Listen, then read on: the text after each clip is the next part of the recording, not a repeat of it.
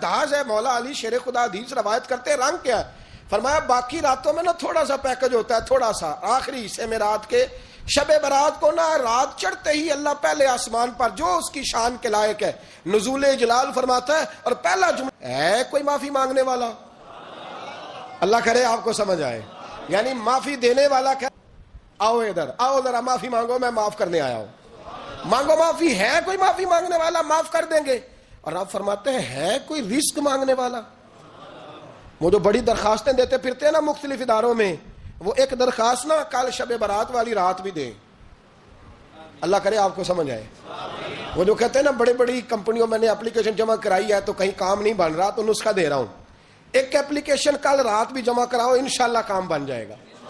اور میں نہیں کہہ رہا، مولا علی شیر خدا فرما رہے ہیں، اور وہ خود نہیں فرما رہے، وہ نبی پاک کا فرمان نقل کر رہے ہیں، اور وہ رسول اللہ صلی اللہ علیہ وسلم کی بات نہیں بیان کر رہے، وہ کہتے ہیں رب فرماتا ہے کوئی روزی مانگنے والا؟ سارے سیٹھوں نوابوں جاگیرداروں کے پاس جا جا کے تھک گئے ہو، ایک دن میرے کہنے پر، ایک رات، ایک ذرا شب برات والی لگا کے تو دیکھو، پر شرط یہ ہے کہ یقین کامل ہو، ارادہ یہ، مطلب اللہ معاف کرے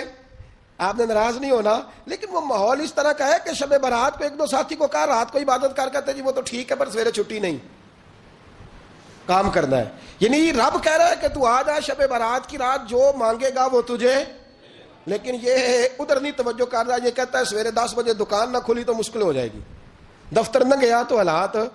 آپ دیکھیں ذرا، اب جب یقین اس طرح کا ہو تو پھر تو میں ساری زندگی اداروں میں درخواستیں دینی ہیں،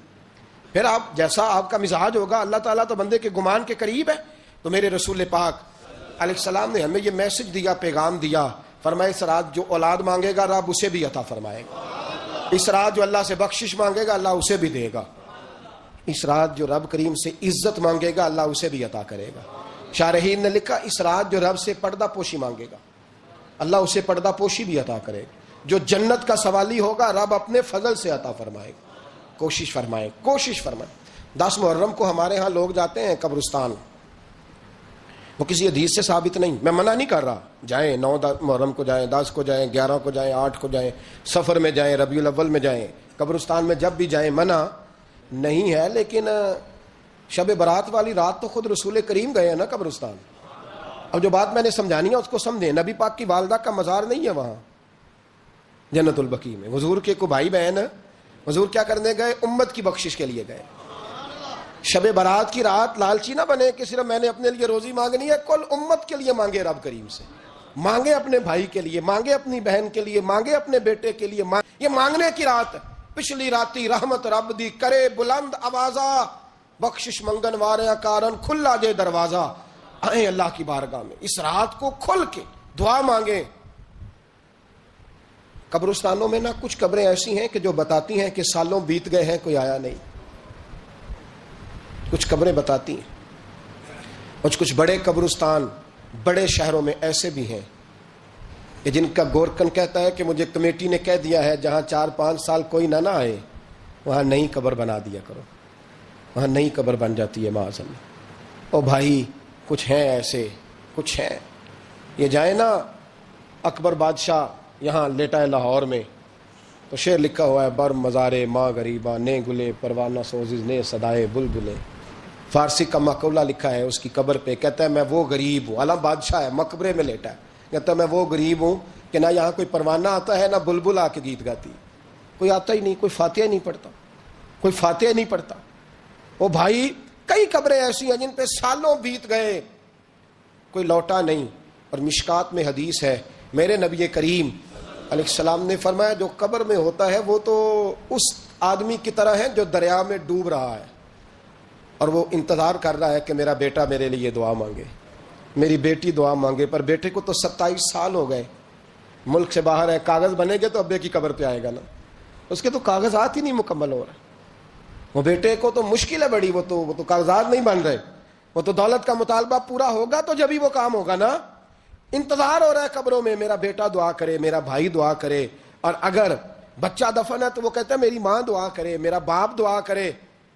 کوشش کریں شب برات بعد از مغرب یہ رواج پیدا کریں، یہ صلی اللہ علیہ وسلم قبرستان میں جائیں اور جا کر کے وہاں اللہ تبارک و تعالیٰ سے دعا مانگیں کہ یا اللہ جو اس قبرستان میں لیٹے ہیں وہ بھی، اور جو آج تک کلمہ پڑھنے والے دنیا سے گئے وہ بھی، اور جو قیامت تک جائیں گے وہ بھی، اے اللہ تو سب کی بخشش فرما دے۔ اللہ کی رحمت کو محدود نہ کریں کہ صرف مجھے بخش دے، اسے کہیں یا اللہ کل کی بخشش فرما۔ ساری امت کے لیے دعا کریں، شب برات کی رات نفل پڑھیں۔ ہمارے ہاں محفل ہوتی ہے ہر سال الحمدللہ، بڑے شوق سے بڑا خوبصورت ہم اہتمام کرتے ہیں، لیکن میں اکثر دوستوں سے کہا کرتا ہوں کہ جن کو اکیلے میں نفل پڑھنے میں مزہ آئے وہ اکیلے میں پڑھیں۔ کتنی کھلی بات کر رہا ہوں، میں پابند نہیں کر رہا کہ آپ یہاں آئیں گے محفل میں آئیں گے ضروری ہے، بھئی آپ کو اکیلے میں مزہ آتا ہے نا، کچھ لوگ تنہائی میں ہو تو دل زیادہ لگتا ہے، وہ تنہائی میں کریں اللہ اللہ کوئی عرض نہیں، لیکن کچھ ایسے ہیں کہ نعت سنتے ہیں تو دل نرم ہوتا ہے، تقریر سنتے ہیں تو دل نرم ہوتا ہے، تو جن کا اس طرح نرم ہوتا ہے وہ مسجد میں آئے بات سنیں۔ کچھ کو سب کے بیچ بیٹھ کے رونا آتا ہے۔ حضرت سعدی شرازی فرمایا کرتے تھے کچھ لوگوں کے آنسو مجھے رلا جاتے ہیں، فرماتے ہیں کچھ کی آنکھیں دیکھ کے رو پڑتا ہوں، لہٰذا میں جب بھی ذکر کرتا ہوں محفلوں میں بیٹھ کے کرتا ہوں، تنہائیوں میں مجھ سے نہیں ہوتا، تو جس سے نہیں ہوتا وہ آئے نا، مسجد میں آئے، رات عبادت کریں، کل مغرب سے پہلے پہلے کام سمیٹ لیں سارے، اور مغرب کے بعد یہ رات شروع ہوگی، مغرب کے بعد ایک چھٹی کر لو اللہ رسول کے لیے، کر لیں گے چھٹی، اور توبہ کی رات ہے، یہ توبہ کرنی ہے۔ توبہ کس کو کہتے ہیں؟ توبہ کا معنی ہے پچھلے گناہ پر پچھتانا، شرمسار ہونا، کہتے نہیں اے کاش میں نہ کرتا، اور وہ لفظوں میں نہیں جملوں میں نہیں، توبہ رٹی رٹائی نہیں، شرمسار ہونا اور آئندہ گناہ نہ کرنے کا پکا ارادہ کرنا، اس کا نام توبہ ہے۔ دیکھیں اللہ تعالیٰ فضل کرے، میں نے پچھلے سال کہا تھا پھر کہتا ہوں، شب برات کی رات، شب قدر کی رات چیخوں کی آوازیں آتی ہیں، لوگ اتنا روتے ہیں نا، رونا چاہیے، کم روتے ہیں زیادہ رونا چاہیے، لیکن سوال یہ ہے کہ اتنا زیادہ لوگ شب برات کی رات روتے ہیں، کیا پھر سویرے بددیانتی ختم ہو جاتی ہے؟ جو رات مسجد میں کھل کے رو کے آیا ہے اس کا پروگرام ہے نا کہ ملاوٹ کا، اب گاہکوں سے جھوٹ کبھی نہیں بولے گا، اب وہ بددیانتی کا معاملہ کبھی نہیں کرے گا، لیکن رات روتا بھی رہے اور سویرے پروگرام یہ ہو کہ میں نے پھر لوگوں کو فریب دینا ہے، داؤ لگانا ہے، تو اس نے توبہ کیا رات کے، یہاں بس یہ ایکٹنگ کر کے لوٹ آیا ہے، یعنی بڑی سجا بنا کر کے سوار کر کے رات توبہ کی۔ کیا مطلب ہے توبہ کا؟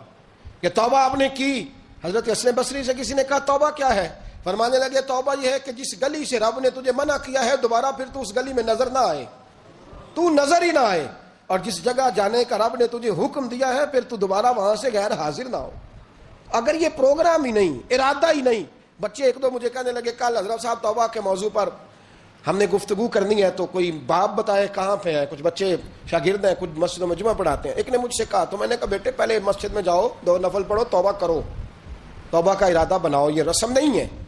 وہ نعت خاں بھی تو توبہ کر لینا جو شب برات کے دن لوگوں کو توبہ کرانے آیا ہے اور 25,000 کا سودا کر کے آیا ہے، تو آج اس کام سے تو توبہ کرنا، یہ نوٹ پھکوانے سے تو توبہ کرنا، یہ رسم ہے؟ ساری رات توبہ توبہ توبہ توبہ، یہ کیا معنی ہے اس کا؟ کیا مطلب کریں؟ امام غزالی فرماتے ہیں کہ ایک آدمی بادشاہ کا گارڈ تھا، سپاہی تھا، اس کا پہرے دار تھا، نگرانی کرتا تھا، بڑی وفاداری سے نوکری کرتا رہا، بادشاہ نے اسے تنخواہ کے علاوہ بھی بڑا نوازا، اسے بادشاہ نے بڑے الاؤنسز دیے، بادشاہ نے بڑا کچھ دیا، مکان دیا۔ کچھ سالوں کے بعد بادشاہ کو پتا چلا کہ یہ میرے لیے نہیں آتا تھا، اس کی تو میری کنیز پر نظر تھی، اس نے تو رات کی ڈیوٹی اس لیے لگوائی تھی کہ کنیز پر نظر تھی۔ تو امام فرماتے ہیں کہ بتاؤ پھر وہ بادشاہ اس کے ساتھ کیا سلوک کرے گا، وہ کیا سلوک کرے گا؟ تو لوگ کہنے لگے حضور لگتا یہ ہے کہ وہ نا 4-5 کے تو کتوں کے آگے پھینکے گا۔ آپ فرمانے لگے میرا رب تو بڑا ہی کریم ہے، وہ تو ایسے نہیں کرتا، لیکن بتلاؤ اگر اسے پتا چلے کہ یہ رسم کے لیے آیا ہے، اس کی تو نظر ہی مال پہ ہے، یہ تو سویرے بدلے گا نہیں، یہ تو دھوکہ دے رہا ہے، یہ تو توبہ کرنے آیا ہی نہیں، اس نے تو ڈھونگ رچایا ہے، اسے تو پہلے سے خبر ہے، تو پھر تم کیا امید رکھتے ہو، پھر کیا رویہ رکھتے ہو؟ شب برات کی رات دھاڑے مار مار کے رونا اور صبح اسی طرح دھوکہ دینا، اسی طرح فریب کرنا، اسی طرح جھوٹ بولنا، اسی طرح بددیانتی کرنا، اسی طرح لوگوں کو لوٹنا، تو یہ رسم نہیں ہے توبہ۔ توبہ تو بدل جانے کا نام ہے، توبہ تو پھر سنور جانے کا نام ہے، توبہ تو اس طرح ہے جس طرح حضرت ابراہیم ابن ادھم نے کی تھی، وقت کے بادشاہ تھے بادشاہ، جب توبہ کی تو پھر ہر چیز چھوڑ دی، پھر مال لوگوں میں بانٹ دیا اور پھر ٹاٹ کا لباس پہن کر زندگی گزاری۔ لوگوں نے کہا حضور یہ تبدیلی ہے؟ فرمایا تبدیلی نہیں، یہ میری توبہ ہے، یہ میری توبہ ہے. جب توبہ کی تو پھر بدل کے کی, جب توبہ کی تو پھر تبدیل کیا آپ نے. یہ کیا توبہ ہوئی؟ ساری رات روتے رہے, سویرے دکان پہ جا کے پھر قسم اٹھائی کہ مجھے تو پڑتا ہی 11,000 کا ہے. یہ توبہ ہے؟ تو آپ نے اور میں نے توبہ کرنی ہے تو انشاءاللہ تعالیٰ اس طرح کرنی ہے کہ پھر 15ویں شعبان کو بدل جائے. اور مجھے پتا کیوں یہ شب برات کیا لگتا ہے, مجھے کبھی کبھی یوں لگتا ہے کہ رب فرماتا ہے کہ رمضان سے 15 دن پہلے ہی پکی سچی توبہ کر لے, تیاری کر, پاک صاف ہو جا, تاکہ جب رمضان آئے نا تو پھر تجھے پاک ہونے کی ضرورت نہ پڑے. بس پھر تو آتا جائے اور میں تیرے اوپر رحمت نچھاور کرتا جاؤں. بس تو پہلے ہی تیاری کر, 15 دن پہلے ہی, 14 دن پہلے تیار ہو جا. کل رات اپنے آپ کو ذہنی طور پر تیار کریں, بچوں کو تیار کریں, گھروں کو تیار کریں.